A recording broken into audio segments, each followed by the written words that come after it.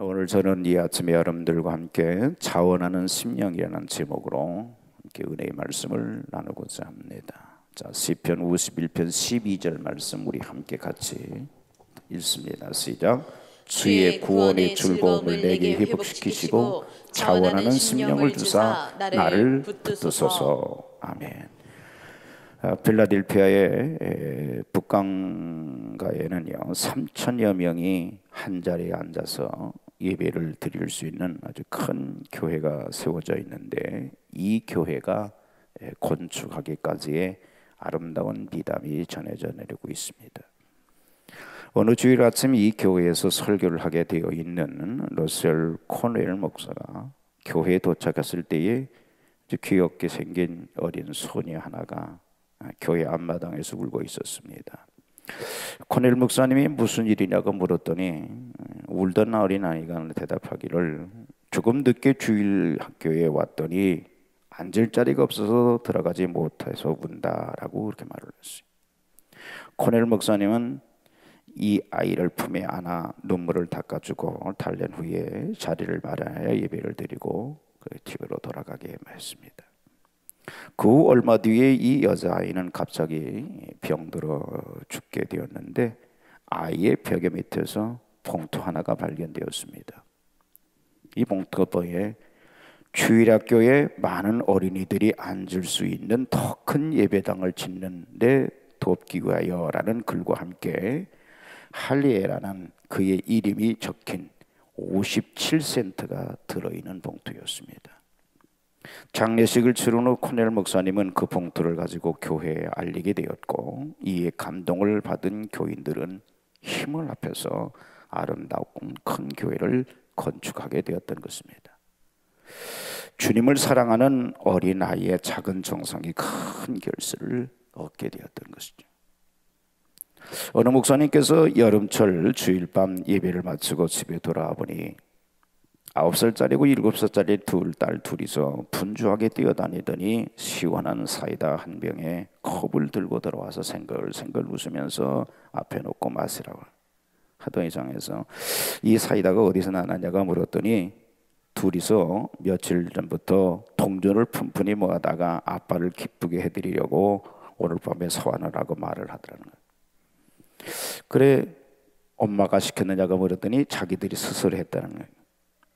여름 동안에 자주 먹는 음료수 있지만은 그날은 이상하게 더 맛이 있고 기분이 좋았답니다. 그러면서 한편으로 이러한 생각을 해봤다는 거예요. 우리 하나님의 심정도 이와 똑같으실 것이라는 말입니다. 하나님께서도 당신의 자녀들이 예배를 드리는 것이나 봉사를 하는 것이나 무엇이든지 억지로 하건 자원하는 마음으로 기쁨으로 하는 것을 볼 때에 가장 기뻐하실 것입니다. 왜냐하면 하나님께서는 우리 인간의 의지를 그만큼 존중히 여기시기 때문입니다. 우리 하나님의 창조의 원리를 한번 생각해 봅시다. 하나님께서는 태초에 인간을 만드실 때에 아예 하나님을 향하여 반역하지 못하게 하고 죄도 못 짓게 하고 억지로라도 하나님을 경배하게끔 만드실 수도 있었겠으나, 하나님은 그러한 자유의지가 없는 마치 로봇이나 기계처럼 움직이는 그러한 인간으로 만들기를 원치 않았고, 또 그러한 인간을 통해 경배를 받으시는 것을 더욱 원치 않았었기 때문에 비록 하나님의 피조물이기는 하지만 하나님을 향하여 순종할 수도 있고 불순종할 수도 있는 자유의지를 주신 것입니다. 그러한 가운데 이 자유의지를 가진 인간이 스스로 자원하는 심정으로 하나님께 경배하고 순종하는 것을 원하고 계시다. 어떤 일이 이렇게 묻습니다. 하나님은 왜 에덴 동산에 선악과를 만들어 놓고 인간 세상에 비극이 있게 하셨을까 하며 도무지 알 수 없다는 거죠. 그러나 그것 자체도 우리 인간에게 하나님과 같은 자유를 주시기 위해서인 것이죠. 오히려 저는 이 선악과를 주신 것은 우리 인간에게 자유의지를 허락하시는 최대의 선물이라고 생각을 합니다. 아마도 생명과 선악과를 선택할 수 없었다면 그것을 조종하는 대로 움직이는 로봇이나 꼭두각시이지 하나님의 형상을 닮은 최고의 걸작품인 인간이 될 수 없었을 것입니다. 우리 인간이 범죄하지 못하게 만드셨다면 구태여 독생자 예수 그리스도를 보내셔서 비참하게 십자가에 못 박혀 죽게 하는 고통을 당하게 하지 않아도 되었을 것입니다. 그러나 하나님은 얼마나 우리 인간이 자원하는 마음으로 순종하는 것을 기뻐하셨던지 예수 그리스도까지 십자가에 못 박도록 해서 누구든지 믿으면 구원을 주시겠다고 하시며 자원하는 심령으로 찾아 나오기를 원하시는 것입니다. 그러므로 우리는 하나님께서 주신 이 자유의지를 마귀가 좋아하는 일에 남용하지 않고 하나님이 원하시는 일을 하게 될 때에 가장 기뻐하신다는 사실을 기억해야 할 것입니다. 예배를 드리러 교회에 나오는 경우들을 생각해 봅시다. 아내나 남편에게 억지로 끌려 나오는 사람, 혹은 목사나 전도사의 신방 때문에 체면상 나오는 사람들은 하나님 보실 때 별로 반가워지 않을 것입니다. 진정으로 자원하는 심령을 가지고 신령한 마음으로 예배 드리려 하는 자를 기뻐하시고 또 많은 복을 허락해 주실 줄 믿습니다. 또 우리가 간혹 왜 힘들게 추위를 물었으면서까지 전도를 해야만 할까 하고 생각할 때가 많이 있을 거예요.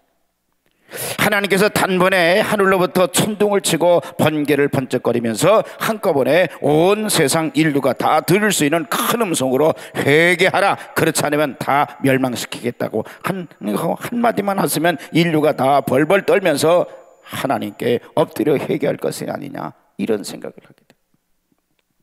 그러나 우리 하나님은 그러한 절박한 상황에서 어쩔 수 없이 억지로 회개하는 걸 원치 않으시기 때문에 그러한 능력을 나타내지를 않는 것입니다.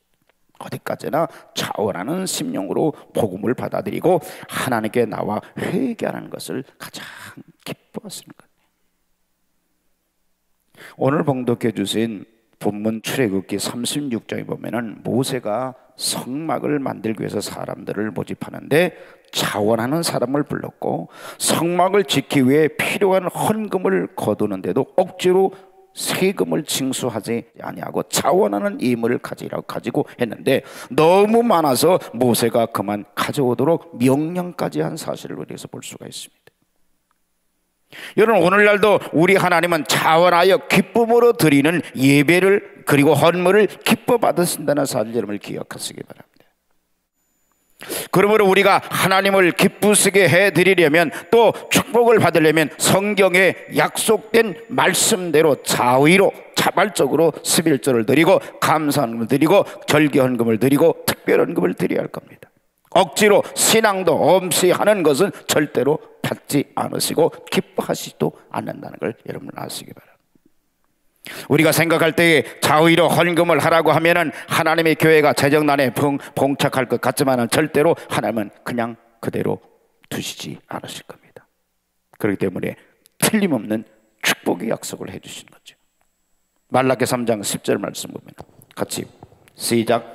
만군의 여호와가 이르노라 너희는 온전한 11조를 창고에 들여 나의 집에 양식 있게 하고 그것으로 나를 시험하여 내가 하늘문을 열고 너희에게 복을 쌓을 것이 없도록 붙지 아니하노라. 이렇게 약속을 했죠. 이것은 율법이 아니에요. 율법이 있기 전 아브라함이나 야곱부터 있었던 자발적인 축복의 약속임을 믿으시기 바랍니다. 그렇게까지 해서라도 자원하여 드리는 예물을 우리 하나님은 기뻐 받으신다는 거죠. 여러분, 우리가 특별히 물질이나 건강의 축복을 받는 비결 중 하나는 온전한 11조와 별미로 감사의 예물을 드리는 것입니다. 이러한 생활을 정성껏 계속해 보십시오. 하나님은 약속대로 축복해 주실 줄 믿습니다. 구약의 솔로몬 왕이 왕위에 오르자 하나님께 1,000번제를 드리는데 이것이 억지로 했겠습니까? 자원하는 마음으로 하나님께 정성스러운 제사를 드렸기에 지혜도 주시고 부귀 영화도 주신 겁니다. 사랑하는 여러분, 우리들이 하나님 앞에 나와서 예배 드리는 것이나 헌금을 드리는 것이나 또는 교회 봉사를 해도 가급적 자원하는 마음으로 하시기를 주님의 이름으로 축복합니다. 물론 책임상 억지로라도 하는 것은 안 하는 것보다 낫습니다. 마치 예수님의 십자가를 억지로 지고 갔던 구레네 시몬이 훗날에 자손 대대까지 큰 축복을 받은 것 같이 안 하는 것보다는 낫죠. 그러나 기왕이면 우리 주님이 원하신다면 나의 몸과 생명까지도 자유로 드릴 수 있기를 축복합니다. 대체로 마귀는 억지로나 아니면 공갈과 위협의 방법을 씁니다. 그러나 성령은 감화 감동시켜 자원하는 마음을 일으키신다. 여러분 가운데 이러한 성령의 역사로 심령 속에 감화 감동이 오게 될 때 미련하게 거절하는 자가 없기를 바랍니다. 오늘 본문 출애굽기 앞장인 출애굽기 35장은 모세가 이스라엘 백성을 애굽에서 인도해서 광야로 지나가는 여정의 한 과정이죠. 모세가 하나님의 명령을 받고 시내산에 올라갑니다. 시내산에 올라가 기도하는 중에 두 가지 은혜를 받습니다. 하나는 그 석판의 율법을 받고 또 하나는 성막 짓는 그런 계시를 받습니다. 율법은 전적으로 하나님이 주신 말씀이기 때문에 전적인 하나님의 선물이요, 또 이것은 인간이 감히 할 수 있는 것이 아닙니다. 성막은 이스라엘 백성들이 하나님 앞에 지은 죄를 가지고 가서 하나님 앞에 사함을 받는 하나님의 임재의 초소인데, 성막은 하나님이 직접 지어주지 아니하시고 사람의 손으로 짓게 하셨어요. 이것은 뭘 의미하는 것이냐? 하나님을 만나는 데는 우리의 정성과 노력이 필요하다는 거죠. 하나님은 물질을 받는 분이 아니라 우리의 마음을 받는 분이라는 거예요. 그래서 출애굽기 35장 21절에 우리 같이 읽을까요? 시작. 무릇 마음이 감동된 자가, 무릇 자원하는 자가 와서 성막을 지키기 위하여. 22절에니까 마음이 원하는 남녀가 와서. 또 25절에는 마음이 슬기로운 모든 여인은 손수 씨를 낳고. 26절에 마음의 감동을 받아. 또 29절에는 마음에 원하는 이스라엘 자손의 남녀마다. 계속해서 무슨 말이 나와요? 마음이라는 말을 하고 있어요. 하나님은 마음에 감동되는 나를 통해서 일하신다는 거예요. 하나님이 찾고 있는 사람이 누구일까요? 뭘 가진 사람? 재능 있는 사람이 아닙니다. 마음에 감동되는 자를 찾고 계세요. 하나님 모든 일을 마음의 감동으로 하십니다. 물론 우리는 육체를 가지고 있어요. 예물을 가지고 있습니다. 그러나 하나님은 우리의 마음 중심을 보신다는 거죠. 성막은 하나님 앞에 예배하는 성도들의 모형입니다. 하나님이 거하시는 초소는 성막도 되지만은 우리의 몸이 바로 성막입니다. 성전. 구약의 성막이 성전으로, 이제는 우리의 몸이 성전이 되었어요. 우리 몸의 성전은 육체를 의미하는 것이 아닙니다. 우리가 예형적 육체를 가지고 있지만은 그 중심은 마음입니다. 우리의 마음을 성전 삼는 거예요. 성전 삼고 계신 거죠. 우리가 하나님 앞에 나갈 때 하나님은 우리에게 세 가지를 요구하십니다. 먼저 우리의 마음을 바치길 원하세요. 두 번째는 몸을 바치길 원합니다. 세 번째는 물질을 바치고, 이것을 헌물입니다. 이 말씀을 보면은 하나님은 마음을 감동하는 자, 자원하는 자, 즐겁게 바치는 자를 통해서 영광을 받으심을 우리에게 말해주고 있는 겁니다. 첫째, 하나님은요 마음을 통해서 일한다는 거죠. 우리가 일생을 살아가면서 가장 중요한 것은 우리의 마음입니다. 훗날 우리에게 남는 것은 마음으로 살아가는 거예요. 저도 목회를 하면서 남는 건 마음이더라고요. 우리 성도들의 마음만 남아요. 베다니 문둥이 시몬의 집에 잔치가 벌어졌어요. 예수님을 통해서 시몬의 문둥병이 나으니까 감사해서 잔치를 배설한 겁니다. 그 자리에 제자들도 참석했는데 동네 사람들도 함께 참석을 했어요. 근데 그 저녁 식사하던 중에 마리아가 향유가 든 옥합을 들고 예수님의 머리 위에 붓습니다. 그 향유는 300데나리온이나 되는 아주 비싼 향유인데 그것을 예수님 머리에 부은 거예요. 그때 제자들이 분을 내면서 이렇게 말합니다. 마가복음 14장 4절 5절 읽습니다. 시작. 무슨 의사로 이 향유를 허비하였는가? 이 향유를 300데나리온 이상에 팔아 가난한 자들에게 줄 수 있겠도다. 하면서 여자를 책망을 해요. 그때 예수님께서 저들의 생각을 아시고 이렇게 말씀하십니다. 6절부터 9절까지 읽습니다. 시작. 가만두어라. 너희가 어찌하여 저를 괴롭게 하느냐. 저가 내게 좋은 일을 하였느니라. 가난한 자들은 항상 너희와 함께 있으니 아무 때라도 원하는 대로 도울 수 있거니와 나는 너희와 항상 함께 있지 아니하니라. 저가 힘을 다하여 내 몸에 향유를 부어 내 장사를 미리 준비하였느니라. 내가 진실로 너희에게 이르노니 온 천하에 어디서든지 복음이 전파되는 곳에는 이 여자의 행한 일도 말하여 저를 기념하리라. 아멘. 복음이 전파될 때마다 이 여자의 행한 일이 기념될 것이다. 마리아는 예수님을 감동시켰을 뿐만 아니라 우리를 감동시키고 있어요. 자식은 부모를 감동시켜야 돼요. 며느리는 시어머니를 감동시켜야 됩니다. 하늘이 어쩌다가 저런 며느리를 나에게 주셨나, 이럴 정도로 시어머니를 감동시켜야 됩니다. 남편이 자기 아내를 보면서 내가 어쩌다가 이런 아내를 만났나, 보기도 소중한 사람 하면서 눈물을 흘릴 정도로 감동할 수 있어야 돼요. 성도는 교회에 오면 목사를 감동시켜야 됩니다. 회사에 가면 사장을 감동시켜야 됩니다. 근데 이보다 더 중요한 것은 하나님을 감동시켜야 되는 거예요. 마리아는 예수님 마음을 감동시켰어요. 복음이 전파되는 곳마다 이 여자의 행한 일을 말하게 될 것이다. 복음이 전파되는 곳마다 마리아의 이 일을 통해서 수많은 사람들이 감동을 받을 것에 대해서 미리 예고하신 거예요. 우리 자신을 한번 여러분 돌아보세요. 우리는 과연 하나님의 마음을 어느 정도 감동시키고 있는가?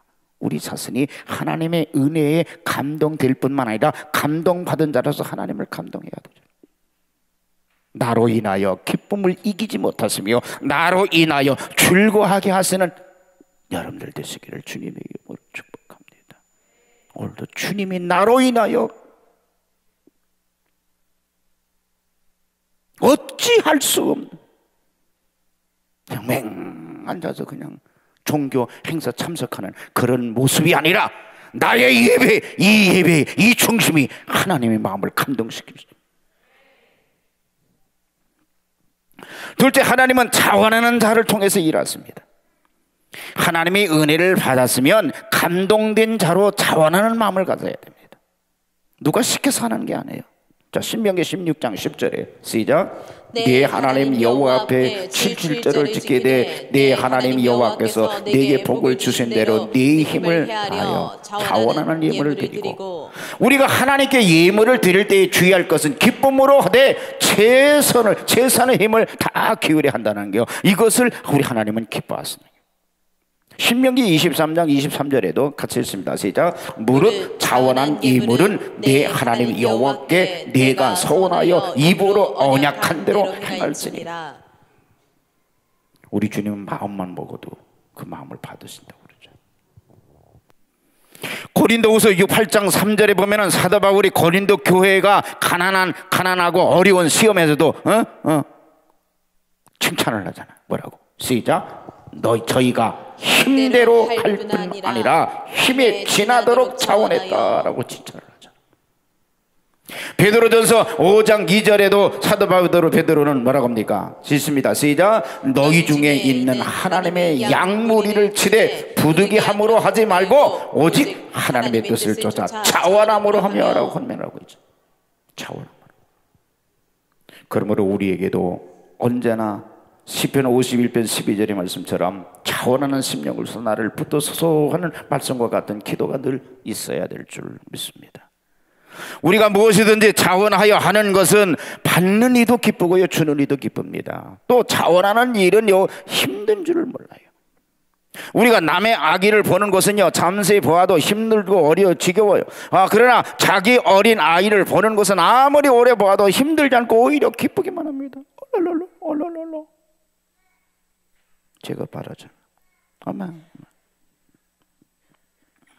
우리가 주의 일을 해도 마찬가지입니다. 어떠한 일이 맡겨졌든지 억지로 할 것이 아니라 자원하는 마음으로 하게 될 때에 자신은 물론이거나 우리 하나님도 기뻐하신다. 아무쪼록 우리 교회 성도들은 이러한 차원하는 심령으로 하나님을 섬기고 기쁘시게 해드리는 신앙을 소유하시기를 주님의 이름으로 축복합니다. 감동을 주는 한 여집사님이 있습니다. 이분은 인도네시아 선교사 세미나에 가서 만난 분입니다. 이분이 1979년부터 1986년까지 7년 동안 한신교회에서 섬겼는데, 교회에 와서 예배 드릴 때마다 눈물을 흘리는데, 이분은 예배 드릴 때 의자에 앉지 않고 앞에 나와서 무릎을 꿇고 예배를 드릴 때가 많았답니다. 한 번은 그에게 이런 감동이 왔어요. 우리 남편이 아직 회사에 중용이 아니라서 월급도 작고 11조 바치는 것으로는 만족이 안 되는데, 그래서 하나님 앞에 많이 바치게 해달라고 기도를 했는데, 영혼의 예물을 바쳐는 것이 천하보다 큰 것이다는 감동을 받았다는 거예요. 그런 감동을 받고 과천 일대를 전도하기 시작했는데, 얼마나 전도를 많이 했던지 그 사람들을 데려오기 위해서 버스 2대가 운행될 정도였다. 그렇게 7년 동안 한신교회에서 신앙생활을 하다가 인도네시아로 이민을 갔는데, 거기서 놀라운 축복을 받아. 하나님 앞에 그토록 바치기를 소원했는데 하나님께서 바칠 수 있는 축복을 주셨어요. 남편이 운동화를 만드는 회사 아디다스 사장인데 직원이 1만 명이네. 운동화를 만드는 회사의 총수가 되었어요. 근데 이 여집사님이 은혜를 받은 분이라 이곳에서 하나님의 일을 열심히 하는데 선교사들을 돕는 일을 하고 있어요. 이분은 어떻게 하면 생명 구원하는 일을 할까 하면서 이 일에 전 시간을 투자를, 월급 받고 하는 것이 아니라 자원해서 말입니다. 남편도 1만 명을 거리는 회사의 사장이기 때문에 얼마나 바빴겠습니까? 그런데 선교사 세미나에서 참석해서 선교사님들도 더 섬기고 또 목사님들을 섬기는데, 비행장에 갈 때 친히 짐을 날라들었어요. 아니, 남이 보면 어쩌려고 사장님이 직접 짐을 나르십니까? 했더니, 목사님, 저는 섬기는 종입니다. 너무 신경 쓰지 마세요. 그래요. 보통 사람 같으면 1만 명 회사의 사장쯤 되면 목에 힘을 주면서 직원들을 시킬 텐데, 이분은 차원에서 섬기는 종이 된 거예요. 그분 내일을 보면서 이 목사님은 야, 저런 복을 받다니 하나님 감동을 받았답니다. 물질 가진 것이 복이 아니라 섬김과 겸손과 그 마음이 복이 되는 거예요. 마음이. 여러분, 자원하는 마음을 가지세요. 부모도 자원해서 섬겨야 효자예요. 시키는 일만 하면 안 돼요. 어떻게 하면 우리 부모님을 기쁘시게 할까? 자원하는 마음을 가져야 됩니다. 자원하는. 길을 걷고 있는데 한 노숙자가 길가에 엎드러져 있어 내 눈에 들어왔어요. 얼핏 봐도 며칠은 굶었으리는 걸 알 수가 있었어요. 그래서 순간적으로 내 주머니를 뒤져보았어요. 그런데 동전 한 입도 없는 거예요. 주변을 돌아보니까 한 신사가 숙녀와 아주 다정한 이야기를 하는 것이 아닌가. 그에게서 너무나 예절 바르고 품위가 있다는 느낌이 물씬 풍기고 있었어요. 그래서 저는 그 뒷주머니에 슬그머니 손을 뻗어서 그의 지갑을 꺼냈습니다. 그리고 그 지갑에서 거액의 돈으로 두둑히 꺼내고는 지갑을 원래의 자리로 되돌려 놓았어요. 나는 재빠르게 꺼낸 돈으로 먹을 것과 마실 것을 구입을 했습니다. 그리고는 굶주려 엎드려져 있는 그에게 다가가서 이것 좀 드시고 힘을 내시기 바랍니다. 그리고 제가 돈을 더 드릴 테니 이 돈으로 쉴 만한 곳을 찾아서 일자리를 얻을 때까지 지내시길 바랍니다. 여러분, 이 예화를 듣는 가운데 뭔가 이건 아닌데 하는 생각이 들지 않나요?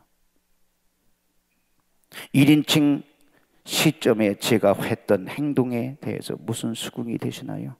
모두 저의 행동이 옳다고 여기실 수 있나요, 여러분? 답을 들을 수는 없으나 제가 여기기로는 모두가 저의 잘못을 도둑질로 여기실 줄로 믿습니다.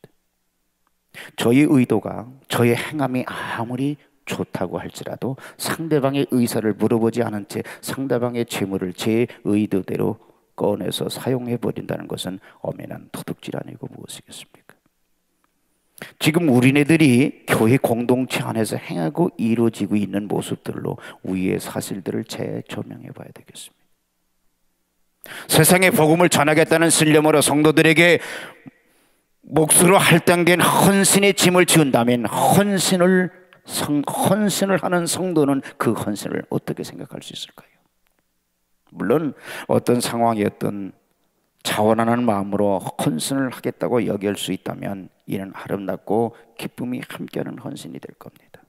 하지만 목회자 또는 사역자분들로부터 할당받기에 주변에 눈치도 있고 해서 어쩔 수 없이 해야만 하는 마음으로 헌신을 한다면 그 헌신했던 성도들의 노력과 마음은 자발적인 것이 아니면 위에 예화에서 보여준 것처럼 도둑맞은 경우인가? 복을 받을 수 있다고 설교 내용으로 자신의 형편상 감당할 수 없는 금액임에도 불구하고 헌금한 양에 대해서 30배, 60배, 100배의 배가 된 양을 축복으로 되돌려 받는다는 말에 헌금을 냈을 경우 그 헌금은 자발적인가 아니면 위의 예화에서 보여준 것처럼 도둑맞은 경우인가? 여호와 하나님은 오늘 본문에도 마음이 원하는 자들, 그리고 3절 보니까 자원하는 예물, 그러니까 자발적으로 참여하게 하라고 명령하시죠. 자원하는 심령을 갖는 자들을 향해서 헌신과 헌금을 말씀하고 있습니다. 그러기에 여호와 하나님은 무력으로 지배하려 하지 않았습니다. 무력으로는 자원하는 심령을 가진 백성을 찾을 수 없기 때문이에요. 그래서 하나님께서는 여호와 하나님은 무력 대신에 값없이 거저주는 곧 은혜만을 주시는 거죠. 그리고 자신도 값없이 거저받는다는 거예요. 그리고 그것을 율법이라고 하셨어요. 그렇게 행함이 율법을 온전히 이루는 것이라 그렇게 말씀하죠. 하지만 세상은 무력으로 자원하는 심령을 찾으려고 합니다. 그래서 강요를 합니다. 하지만 표면적으로는 강요를 하지 않는 것처럼 보이게끔 노력합니다. 그러나 결국은 강요입니다. 강요. 왜? 재물을 사랑하는 이들에게 재물을 더 얻을 수 있는 방법을 제시하기 때문에. 헌신하면, 헌금하면 행위에 대해서 대가를 지불한다고 미혹을 하기 때문이에요. 그래서 이들에게는 값없이 거저주는 것이 없습니다. 자원하는 마음으로 대가를 바라지 않고서 베푸는 것은 찾아볼 수가 없어요. 모든 것은 자신들이 받게 될 대가에 집중되어 있을 뿐이에요. 여러분들이 헌신과 헌금 등이 도둑맞지 않기 위해서는요, 자원하는 마음으로 들으셔야 돼요. 자원하는 마음. 절대로 대가를 지불받을 줄 아는 마음으로 드려서는 안 돼요. 대가를 바라지 아니하고 거저주는 마음으로 베풀 때 그의 헌신과 헌금 등은 여호와 하나님의 기뻐 받으시게 될 줄 믿습니다. 그래서 여러분들에게 당부드립니다. 절대로 누군가의 명령이나 강요에서 헌금이나 헌신하지 마세요. 자신의 마음에 자원하는 마음이 깃들지 않는다면 하지 마세요. 네? 그리고 기도하세요. 자원하는 마음으로 그 헌신과 그 헌금을 할 수 있게 해달라고. 아니면 자신의 마음에 자원하는 마음으로 드릴 수 있는 헌금의 분량과 헌금의 그 헌신의 분량과 헌금의 분량 등을 새롭게 알려달라고 기도하세요. 그리고 기쁘게 자원하는 마음으로 찬양하며 춤추면서 행해보세요. 여호와 하나님은 여러분의 그 헌신과 그 헌금 등을 매우 기쁘게 받으실 겁니다. 우리의 자원하는 마음으로 사랑하기에 거저 베풀었으니 우리의 행함은 율법을 온전히 이루는 삶이 될 겁니다. 그렇게 되기를 축복합니다. 자원하는 마음으로. 억지로 하면요, 하고서도 시험 들어요. 그러나 아예 시험 들 거면 하지 마시고요, 자원하는 마음으로 하면요, 하고서도 시험 안 들어요. 행복하지. 여러 해 전에 정해진 시각에 어떤 큰 오르간 연주회가 열리게 되었어요. 근데 오르간에 펌프질을 할 사람이 그만 병 들어온 걸 알았습니다. 일이 이렇게 되자 한 유명한 작곡가가 자신이 그 펌프질을 하겠노라고 자원을 했어요. 왜 그런 보잘것없고 천한 일을 하느냐고 질문을 받은 작곡가는 음악을 위해서 할 수 있는 일이라면 어떠한 일도 결코 초라하지 않습니다라고 대답을 했어요. 여러분, 우리가 예수님을 사랑한다면 우리가 그를 섬기는 가운데 할 수 있는 어떤 일도 결코 보잘것없어 보이질 않을 것입니다. 그의 이름 안에서 그의 이름으로 행하는 봉사일이라면 가장 작고 미미한 일일지라도 모두 즐길 수 있을 것입니다. 여러분, 신앙생활을 즐겁게 하세요. 억지로 하지 마세요. 네? 하나님 기뻐하지 않는 예물을 원치 않습니다. 하나님 기뻐하시는 예물, 자원하는 마음으로. 아멘. 여러분, 자원하는 마음으로 2019년 우리 모두 충성합시다. 기쁨으로 충성하십시다. 그래서 영적 부유를 누리는 우리 간석교회 모든 성도님들 다 되어지기를 주님의 이름으로 간절히 축복합니다. 우리 말씀 생각하시면서 하나님 앞에 우리 주여 삼창하소 함께 통성으로 결단합니다. 주여 주여 주여.